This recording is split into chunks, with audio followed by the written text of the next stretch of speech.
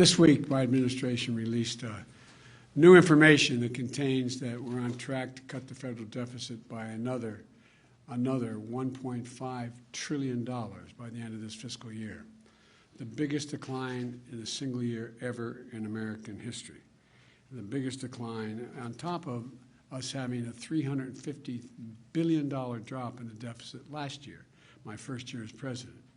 We also learned that for the first time since 2016, the Treasury Department is planning to pay down the national debt issued to the public this quarter. And for all the talk the Republicans make about deficits, it didn't happen a single quarter under my predecessor. Not once. The bottom line is the deficit went up every year under my predecessor before the pandemic and during the pandemic. And it's gone down both years since I've been here. Period. They're the facts. And why is it important? Because bringing down the deficit is one way to ease inflationary pressures in an economy where a consequence of a war and gas prices and oil and food and it's a different world right this moment because of Ukraine and Russia. We reduced federal borrowing and we help combat inflation. This process is a great deal, is good news, but it didn't happen by itself. The previous administration increased the deficit every year it was in office, in part because of its reckless $2 trillion tax cut. I know you're tired of hearing me saying but a $2 trillion tax cut that was not paid for, And a tax cut that largely benefited the biggest corporations, 55 of which earned $40 billion in profits and paid not a single penny in income tax in 2020, and wealthiest Americans, like the billionaires, who on average pay just 8% in federal taxes. The previous administration not only ballooned the deficit, it undermined the watchdogs, the inspector generals, whose job it was to keep the pandemic relief funds from being wasted. Remember, at the time, I kept saying they're going to fire the inspector generals. Well, they fired the inspector general. And in my administration, those watchdogs are back. The Justice Department has a chief prosecutor for pandemic fraud who's going to go after the criminals who stole billions in relief money meant for small businesses and American families, but never got to them, got in the pockets of criminals. When I came to office, we took a different approach across the board.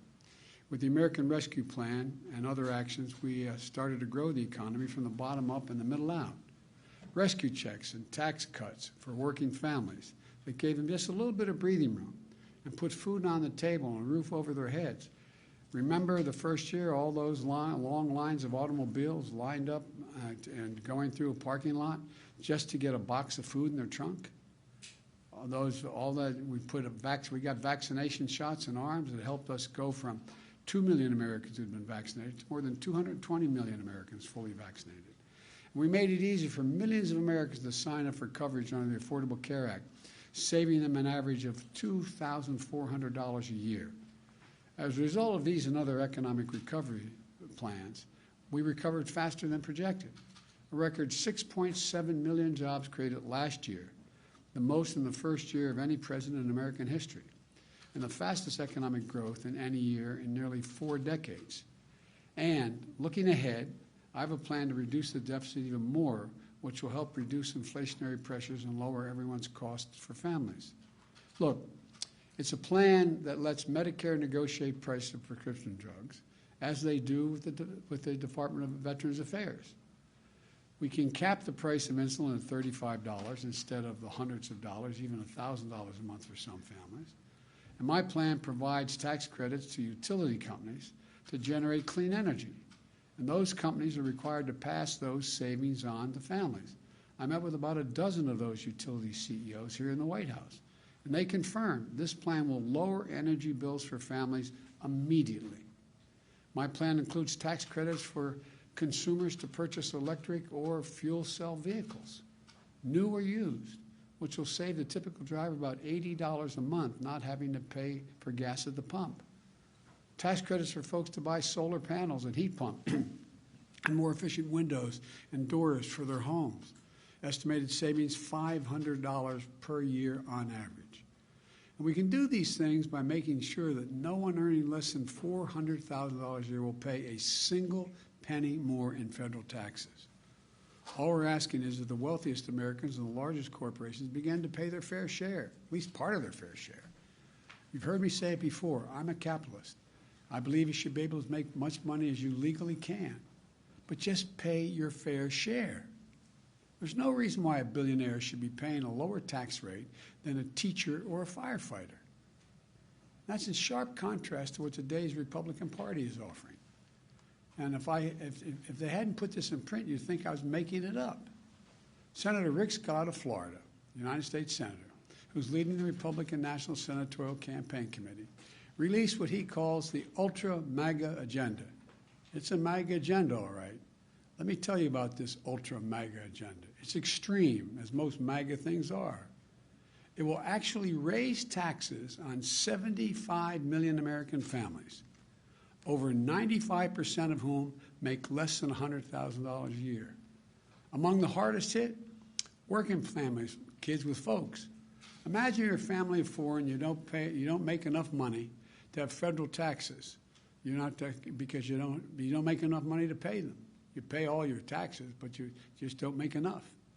And under this new plan, this tax plan, the Ultra MAGA agenda, while big corporations and billionaires are going to pay nothing more, the working class folk are going to pay a hell of a lot more. And it goes further than that. This extreme Republican agenda calls for Congress. Now, I'm not making this up either. You ought to really think about this. It requires a vote, if it were to pass, every 5 years, the Congress would have to vote to reinstate or eliminate Social Security, Medicare, and Medicaid. Social Security is something seniors have paid in for their whole life. And it has to be reauthorized.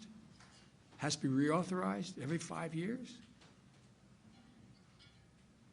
Look, again, it's hard to make this up. But then again, it's a mega agenda. Meanwhile, millionaires and billionaires and corporations skate by. Imagine that. Just imagine that. I think it is truly outrageous. I've offered a different plan, a plan rooted in American values of fairness and decency. Wealthy folks and corporations will pay a little more. Billionaires will have to pay a minimum tax. And again, most importantly, no one making less than $400,000 will pay a penny more in federal taxes. We're going to protect and strengthen Social Security and Medicare, not put it on the block every 5 years. Let me remind you again, I reduced the federal deficit.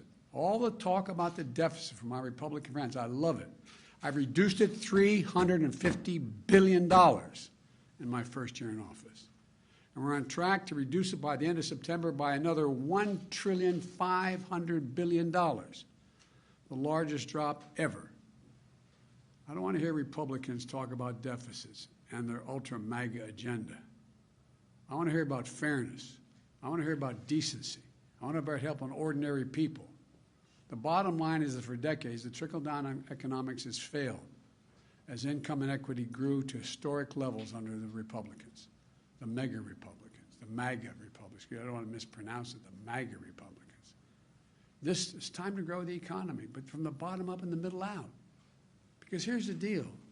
When the poor have a ladder up and the middle class grows, the wealthy always do very well. They do very well. That's what this is about. That's what this is about. Everybody doing better.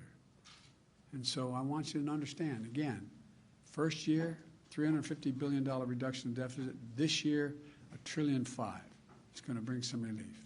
Thank you. I take a few questions quickly. May I ask you a question about sanctions? The EU, about sanctions against, or about further sanctions in Europe. The European Union today announced new sanctions against oil, against Russia. What's the next round for the U.S.? And also on a separate issue, what's the next step on abortion once this case gets settled? I want to ask about deficits, huh? I want to make sure this doesn't get covered. Okay, here we go.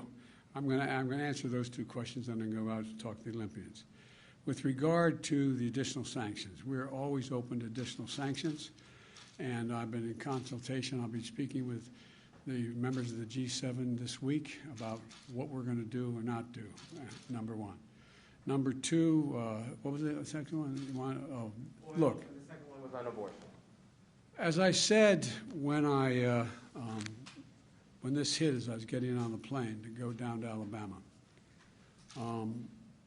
This is about a lot more than abortion. I hadn't read the whole opinion at that time. But this reminds me of the debate with Robert Bork. Bork believed the only reason you had any inherent rights was because the government gave them to you.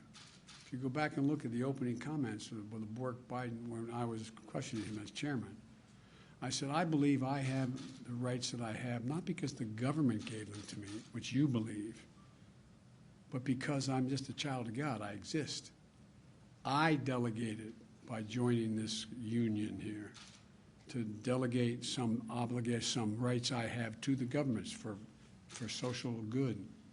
So the idea that somehow there is an inherent right, that there is no right of privacy, that there is no right. And remember the debate you don't remember, but we had a debate about Griswold versus Connecticut.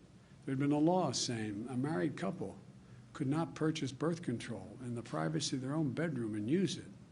Well, that got struck down. Griswold was thought to be a bad decision by Bork, and my guess is the guy's on the Supreme Court now. What happens if you have a state changes the law saying that children who are LGBTQ can't be in classrooms with other children?